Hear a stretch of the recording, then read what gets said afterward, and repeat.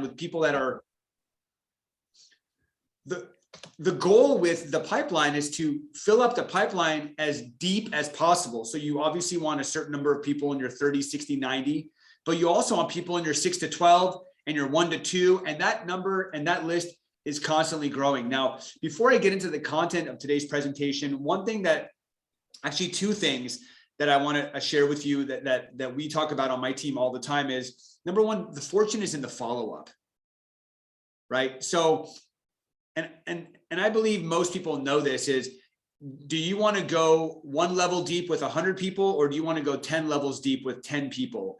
Most transact, I would say up until about a year ago, the average person would transact between 7 and 11 touches.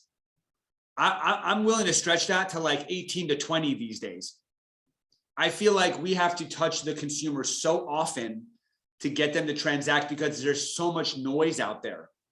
So the fortune is definitely in the follow-up, right? Making one call and expecting business or something to happen or add value is probably an unlikely expectation, but to stay in touch with these people requires a skill and a talent that not a lot of agents have been able to master. So obviously that's something you want to focus on. Number two, it's 8 times easier to generate a lead or a referral from somebody that you know than it is to generate it from someone that you don't know, like an online lead.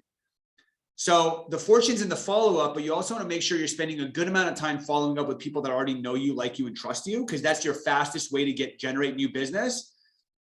But you also want to spend time nurturing people that you don't know, because that's where most people are, right? We all know a couple hundred people, but there are millions and millions and millions of people that are not in our circle of people that we know. So if you're not constantly talking to new people and funneling those new people into the group of people that you know, you're missing a huge opportunity. So basically today, I want to talk to you guys about ways you can stay in touch, ways you can nurture, ways you can add value to the people that you currently know in an effort to create a pipeline that will produce for you for years to come. Because the reality is we all want that slam dunk, right? Like, who here doesn't love the call from someone that's like, we are ready to sell today. We want you to come over and tell us what our home is worth. Like, yeah, dude, I'm all about it. But like 90% of the people that we service aren't ready.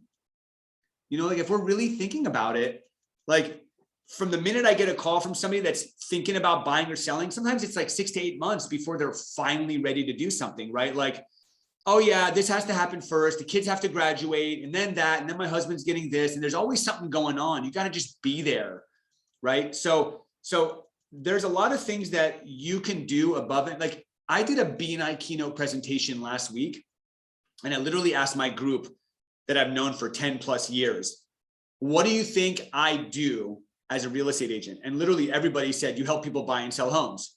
And I was like, well, what else do you think I do as a real estate agent? And no one knew. These people know me, like me, and trust me, yet they don't know what else I do. How many things do we do on a daily basis that add value to our clients that we don't charge for in an effort to earn somebody's future business? How many things? I mean, throw some stuff that you do in the chat box that you do in an effort to add value to the people in your database, in your network that you want to stay in touch with. Anybody have any ideas?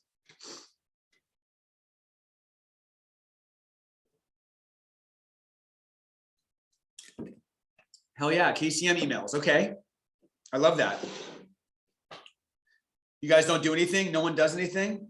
Just waiting for the slam dunk calls to come in? Updates on the current market. Okay. Videos on social media. Market update. Awesome. Home tours. Yeah. We don't earn a living until we get our clients what they want. You know, I've got people that I've been nurturing, like literally a guy that called me about 6 months ago and said, I'm ready to sell. I've got that call from him 10 times. I've known this guy for 11 years. He's been ready to sell for 11 years. One day he's going to sell. I continue to nurture him. I continue. Yeah, there's a Zoom call. I love that right here. Call on birthdays, do Popeyes. That's great. So the thing is if we know that most people aren't ready to transact right away, but we want to stay in touch with them and be top of mind. How do we stay top of mind without being annoying? And that's the one thing on my team, we talk about it all the time. We never want to check in. Like if you catch yourself writing a, hey, Mr. Seller, it's been a couple months since we last spoke. I just want to check in and see if your plans are still to sell your home in the next month or two to move, right? Like I can't stand the check-in email, because like for me, I hate when people check in with me. Like I'd much rather like the market update, right? Like, hey, Mr. Seller, we spoke a couple months ago and you mentioned that you were planning on listing your home in the next month so you could sell and be in, Tennessee by May. Just want to let you know a little bit about what's going on in your market area. I pulled some recent data for you to take a look at, and I've also attached a national market report through Keeping Current Matters to give you an idea of what's going on in your area. Take a look at it. If there's anything on this information that grabs your attention that you want to dive deeper on, let me know, right? So the reason why I'm talking about this today is this is something that my team and I are actively working on right now. One of the ways we are trying to generate leads is through door knocking. And we have a couple new farms that we're working on, and we are spending a lot of money on direct mail. And we thought, well, we can keep spending money on this direct mail with hopes that somebody will eventually raise their hand, or we can start knocking on doors and meeting people and hopefully having conversations and maybe learning more about the community, and maybe then being able to put a face to the name to our marketing, and maybe that'll help us get our first listing in these neighborhoods, right? And the one thing that we learned door knocking is that like 85% of people have this knee-jerk reaction when we say that we're real estate agents, that they're not in the market to sell. They're like, yeah, it's good. We don't need your information. We're not selling. That's like literally what everyone says. And so Ryan and I, my door knocking partner, looked at each other and we're like, well, if nobody's ready to sell, then maybe we should start letting people know that we do a lot more than just help people sell. Maybe we should start telling them about the other things that we offer, the other services that we offer at no cost, so that now we have a talking point. And the best part about it is when we knock on doors now and people are like, yeah, we're not ready to sell. We're like, we know. That's what everybody in the neighborhood is saying. The great news is we're not here for that. We're here because we know as a homeowner, there are other services that you'll need when it comes to real estate. And just because you're not ready to sell doesn't mean you don't get to use these services. Like, we want you to know that we got your back when it comes to these external services, because it's part of owning a home. And we want to make sure you have the highest quality of life while you're here. And it also gives us a chance to get to know each other. And in the future, if you do ever want to sell, maybe you'll give us a shot, right? I mean, that's all we're looking for here. I'm not saying commit to us, but maybe you'll consider us in the future. And it's gone over really well. And so I love this information because I feel like it doesn't matter who you talk to. The reality is most people are not ready to transact right away. If they were, we all have tons of escrows. Who here? Raise your hand if you want more escrows. Raise your hand if you think you should have more escrows in than you do. Right? Everybody wants more escrows. Everybody wants more people to serve, rather than just sitting back and making calls and knocking on doors. Like, let's spend a certain amount of your day adding value to other people's lives. Show them what you're made of. Show them what you're committed to doing as their real estate professional, and get them to be like, you know what? This is a no-brainer. When I go to list my house, I'm calling Alicia. I'm calling Ryan. I'm calling Stephanie, because they have been there for me during this time. For the last 3 years I've lived here, they're the only real estate agent that called me and gave me value. They didn't just send me letters and say, I've got a buyer. They didn't just call me and say, I've got a buyer. They've been keeping me in the loop with what's been going on. So I'm going to stop beating a dead horse, and I'm going to talk about, we actually made this piece, and it only has 5 things on there, but there's actually a 6th one that I kind of like that we talked about this morning. So I'm going to throw in a bonus one. So number 1 is value on demand. I love that, right? Like, when we talk to people, whether we're door knocking, whether we are talking to our database, whether we're talking to friends and family, whether we are talking to a potential seller prospect, it's like, hey, if you're not ready to sell now, I want you to know that I'm available to give you your value on demand whenever you need it. Some people want a quarterly CMA. Some people want a monthly CMA. Some people are like, just keep me in the loop. I'm not selling for at least 5 years. If you send me a CMA once a year, that will be awesome. That we call that value on demand. We live in an on-demand society, right? Like you want everything now. Like you order Amazon now, you want it the next day. You order Uber, if it takes longer than 3 minutes, you're losing your mind. But back in the day when you called the cab, you didn't even know where they were and they came in 15 minutes, right? So like we have been conditioned as a society to want things immediately. So offering an on-demand evaluation is awesome, right? You can text me, you can email me, you can go to my website and type in your address. Either way, the minute I know you want your home evaluation, I got you. I will send you a nice CMA bound, whether you want it virtually, digitally, or you want it printed. I got your back. I want to be committed to keeping you in the loop with the value of your home as often as possible, especially in a market like this. Our price is changing literally every sale. Like every single time a house sells, the next one sells for $30,000 more.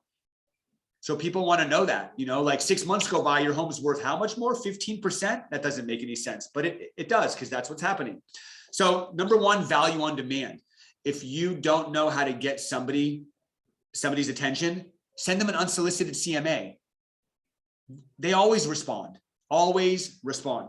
Number two, market info, right? So you guys wrote here, market update. Some people wrote KCM. So whether it's MLS data, whether it's, hey, this is what's sold in your area in the last 6 months, whether it's prices are up X amount year over year, or if it's keeping current matters and it's national information, send them that kind of stuff. In Orange County, we have what we call the Stephen Thomas Orange County Housing Report. Do you guys have something like that in Eastvale or in Corona?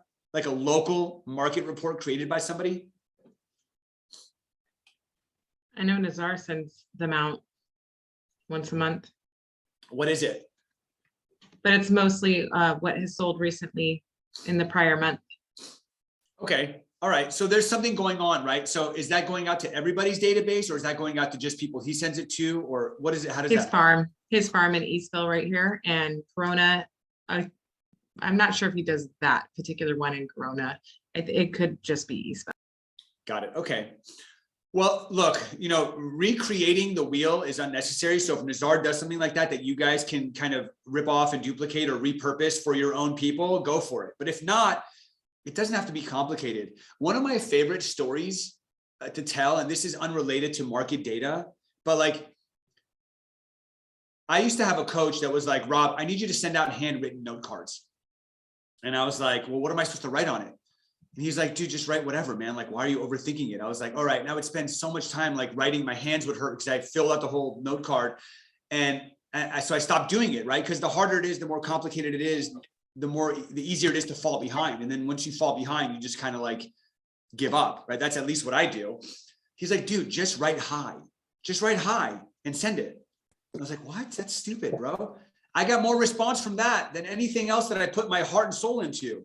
People are like, hey, I got a note card from you that said hi. And I was like, yeah, I just wanted to say hi. And they're like, what's going on? And that sparked a conversation, right? So you don't need to overthink it. Don't overthink the market data. It's just a great way to just like let somebody know you're still around. You're there to help them. You're thinking about them. You want to stay top of mind for them without feeling like you're too thirsty, right? Like, oh my God, he's hitting me up again because he wants me to sell my place or he wants me to buy. So all this is designed to give. Everybody following along? Anybody have any questions? Okay, we'll move on. Number 3 is really easy. A loan review. Believe it or not, despite all the publicity out there and news about the low interest rates, I know they've changed a little bit. There are still people who are completely disconnected to the interest rates. We have clients now that have like an interest rate at 6% and don't even know it. They just are on autopilot. They're just paying their bills. You would assume everybody knows, but they don't. So we made it very clear that if they want an audit of their current loan to make sure they're getting the absolute best rate based on current rates, we'll have a lender review their file at no charge to make sure that there's no ability for them to save money. And if there is, we will find a way for them to save money. Who doesn't like saving money?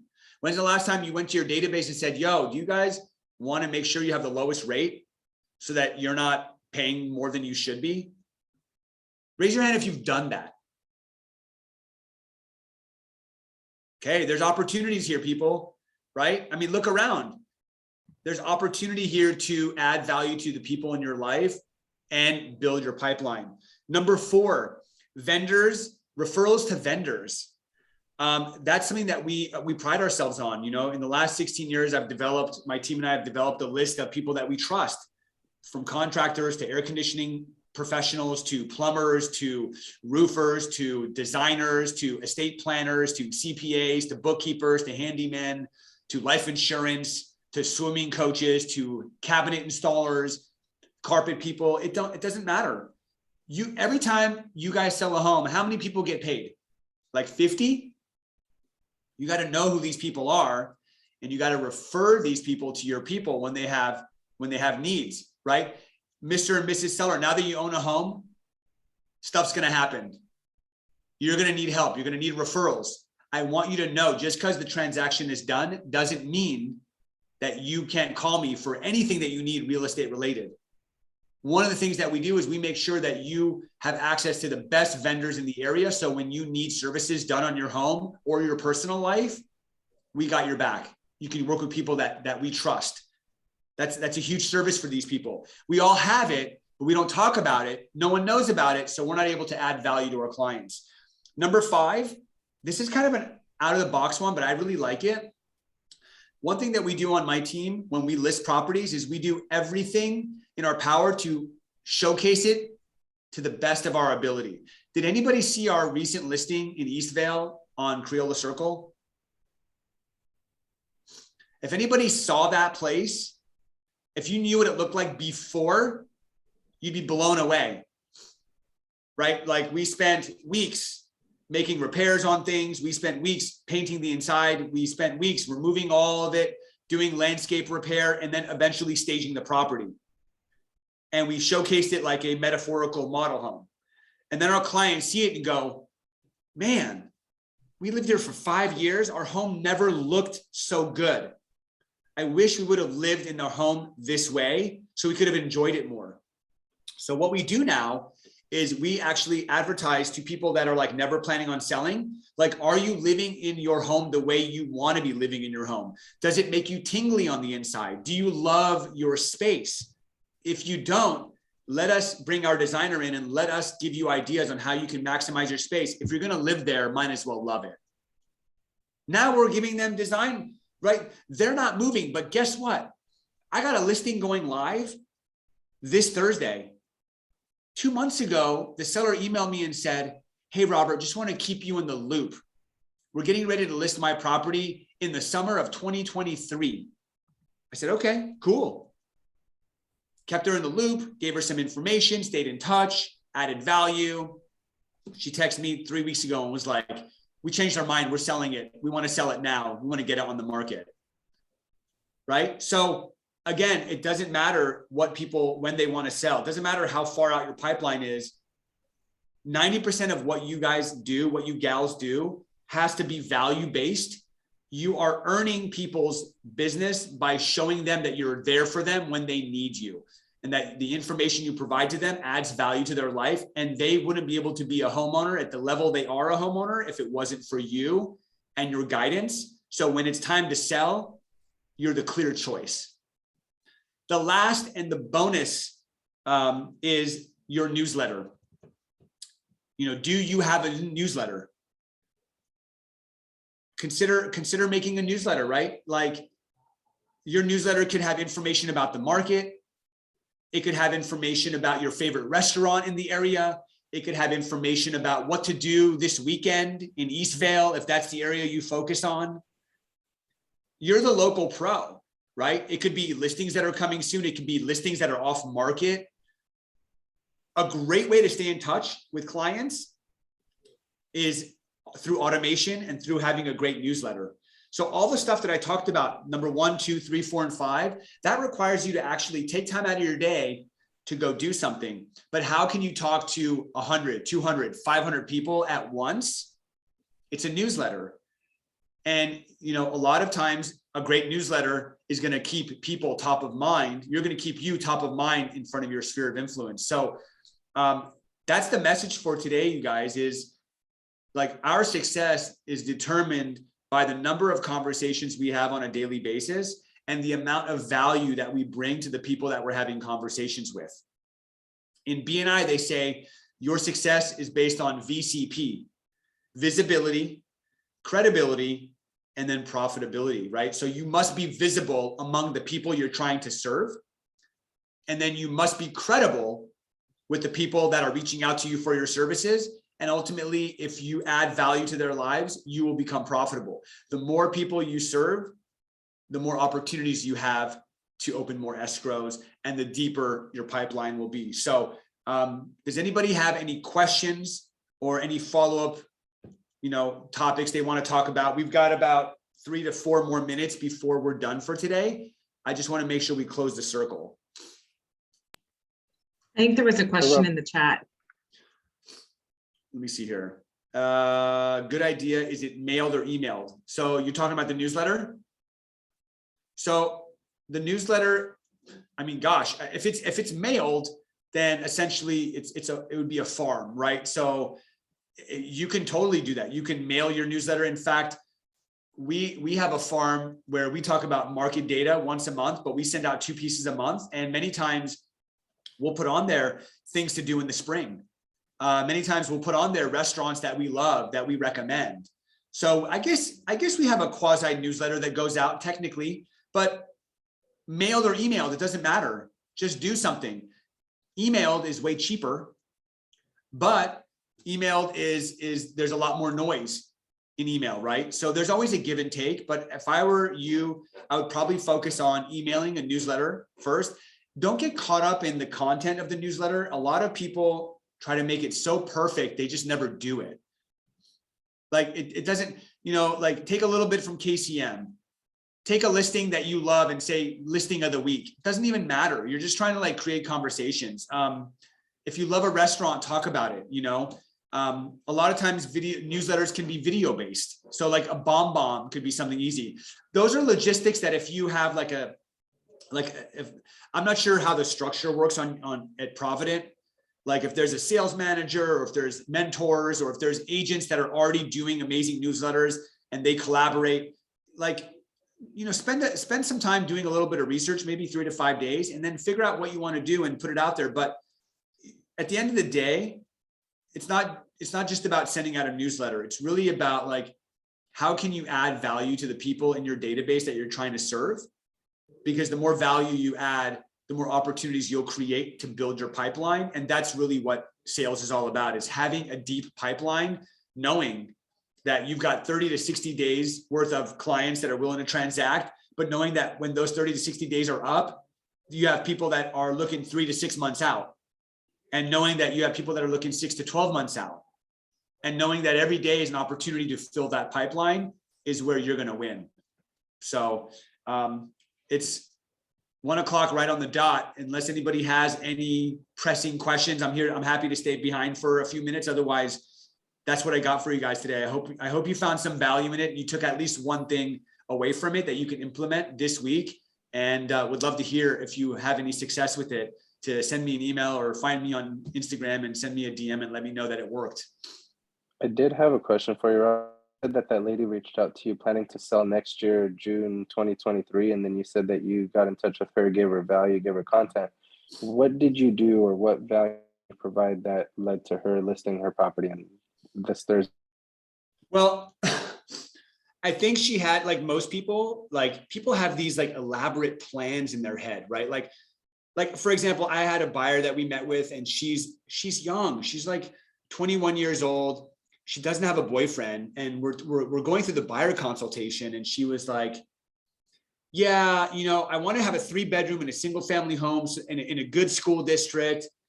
And I was like, well, tell me, you're single, like, tell me why you want all this. She's like, well, when I get married, I'll have space. And when we have kids, and then if they're in a good school district, I'm like, your kids aren't going to go to school for like probably 10 years. The chances of you even being in this property are very low. Like, you're planning a future that may not happen the way you want. Like, how about you just focus on getting a condo, right? Getting a 2-bedroom condo, somewhere where you can always meet somebody. And so she had this elaborate story. I feel like this seller had these elaborate stories about like how she was going to wait for her son to graduate. She wanted to be here for a certain period of time. And I think what happened was when I sent her the CMA, I let her know what my thoughts were about the coming year in terms of the market. And she went back and talked with her boyfriend about it. And they realized that they didn't want to wait until the summer of 2023, that they'd rather cash out now, take the money and buy something together, because if the prices were going up and the rates were going up, she'd have to spend a ton more money. Even if her place went up in value, the place she wanted to buy would go up. So I think she just decided to do it sooner than later. But it was all sparked by, me sending out the CMA. Like she just texted me and she's like, I just want you to know I'm going to be selling in the summer of 2023. And that's what sparked the CMA. That's what sparked the follow-up campaign with the market reports, the note card saying, thank you for your loyalty and for coming back to me after 9 years, of me helping you buy that place. I appreciate it. And I think all that led to it just snowballing into her saying, you know what, she just texted me out of the blue and was like, I want to sell now. What do we got to do? So you never know, like people tell you these timelines, but life changes. And I'm very upfront with people too. Like people will tell me stuff like, oh, I'm never, like I'll call expired listings. I don't do it as much as I used to, but like I'll call them, they're like, oh yeah, we just decided we're never going to sell again. And I was like, look, I get it. And if you never want to sell, that's cool. But the reality is life is super unpredictable. And when it happens and you have to sell, you're going to want to know somebody when that time comes. So I'm not saying list with me right now.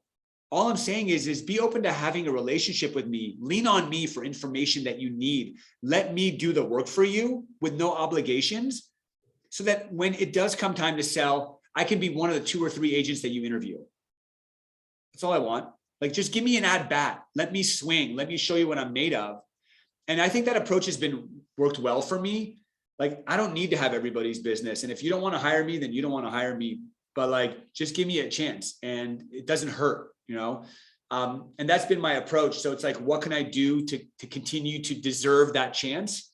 And what I talked about with you guys today is really, I think, some key ways to add value to people in your database. So, all right, you guys, thanks for all the nice private messages. I'm grateful to be here with you all today, and we'll see you on the next call next Monday.